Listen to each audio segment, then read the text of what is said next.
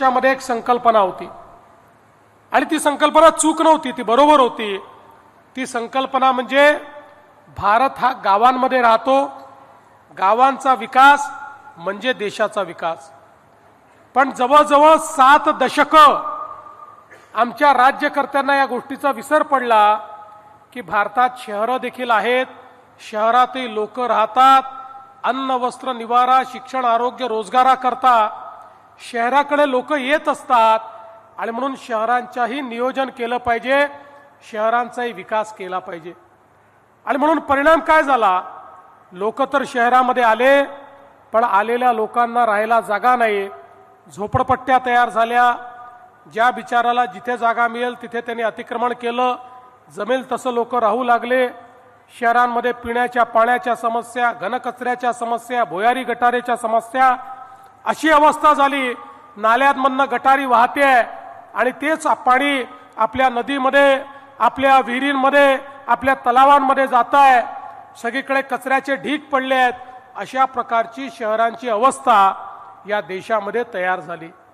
पण 2014 साली ज्यावेळी देशाचे प्रधानमंत्री म्हणून माननीय नरेंद्र मोदीजींनी कारभार स्वीकारला, त्यावेळी मोदीजींनी सांगितलं, भारत जसा गावात राहतो तसा भारत शहरात देखील राहतो.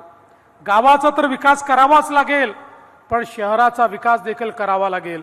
मोदीजींनी सांगितलं, अन्न वस्त्र निवारा शिक्षण आरोग्य रोजगार मनोरंजन या प्रत्येक गोष्टीकरता लोक शहरामध्ये येत असतात.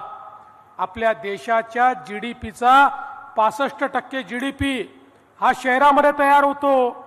वस्तू आणि सेवांची निर्मिती ही शहरांमध्ये होते, रोजगाराची निर्मिती ही शहरांमध्ये होते.